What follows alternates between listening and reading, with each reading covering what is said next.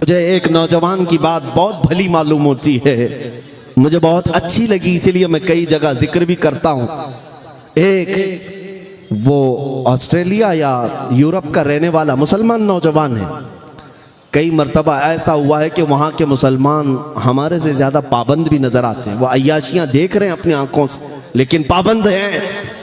एक नौजवान प्लेन के सफ़र में है, प्लेन में बैठा हुआ है और प्लेन के सफ़र में हमने देखा है इंटरनेशनल फ्लाइट सब अक्सर ऐसी होती हैं, शराब सप्लाई करती हैं। अब तो बहुत सारी जो अरब ममालिक की फ़्लाइट हैं उसमें भी दिया जा रहा है। मैं बरसों पहले एक सफ़र में था इजिप्ट के, जिसमें सर्व किया जा रहा था कैन और क्या कह करके क्रेजी वाटर। क्रेजी वाटर नया नाम। हमने पूछा था क्या पानी भी पागल होता है? तो बगल में बैठे हुए आदमी ने कहा नहीं, ये वाइन है, बहुत ज़्यादा रिफाइन है, इसलिए इसको क्रेजी वाटर कह रहे हैं। वो मखसूस इस्तिलाह है, लेकिन शराब पिलाने के 100 ढंग दुनिया ने सीख लिए हैं, अलग अलग नाम से, बियर नाम से, वाइन नाम से, अलग अलग नामों से। मैं क्या कह रहा हूं सुनो। वो नौजवान प्लेन के सफ़र में है, सर्व करने वाली खातून शराब उसको देती है। उसे मना कर देना चाहिए था, नहीं ख्वाहिश नहीं है, लेकिन जवाब में उसने क्या कहा, आई एम ए मुस्लिम। ये जुमला बहुत चुभ जाता है, कुछ लोगों को गड़ जाता है। वो खड़ी हो गई, कहा कि ठीक है आपको नहीं पीना ना पीते, ये क्या कह रहे हो कि मैं मुसलमान हूं। उसने कहा आपको समझ में आ जाए कि मुसलमान और शराब दो अपोजिट चीजें हैं, आपको समझ में आ जाए, इसलिए मैंने कहा दो अपोजिट चीजें हैं। मेरे नबी पाक सल्लल्लाहु अलैहि वसल्लम ने इसको हराम करार दिया।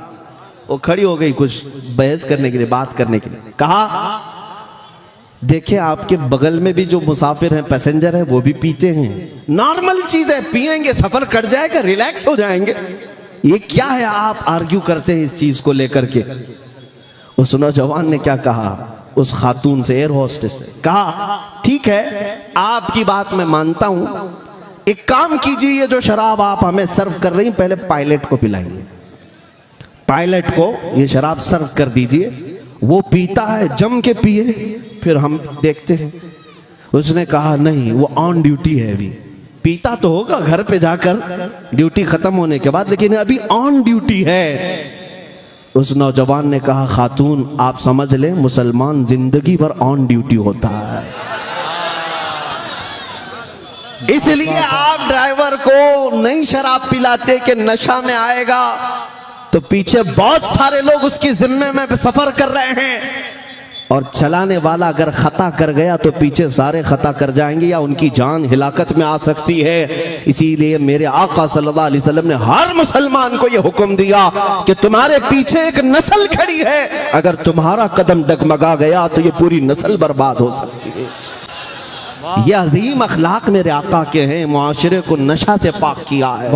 नबी पाक सल्लल्लाहु तआला अलैहि वसल्लम ने जिस दिन मदीना तैयबा में ऐलान किया था कि शराब हराम है, जानते वो दिन कैसा था? हजरत अनस फरमाते हैं, छोटे ही उम्र के थे हजरत अनस, कहते मैं शराब खानों में प्याले भर भर कर लोगों को पिलाता था।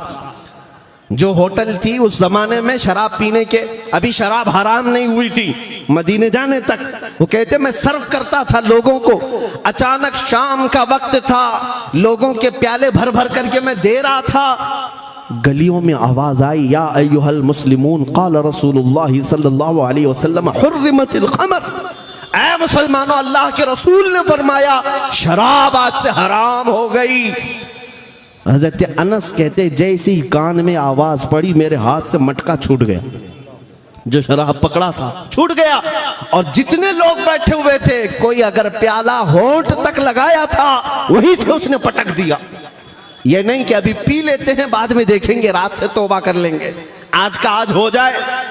कानों में आवाज पड़ी वहीं से फेंक दिया, सब मटके तक तोड़ दिए। तारीख के ज़र्रीन अबवाब में ये वाक़या लिखा हुआ है, मदीने में वो दिन ऐसा था कि जिस गटर और नाली को देखा जा रहा था शराब से भरी हुई थी। एक ऐलान था मेरे आका का, बरसों पुराने नशा करने वालों ने नशा को लात मार दिया, ठुकरा दिया। ये मेरे आका के गुलामों की कैफियत है।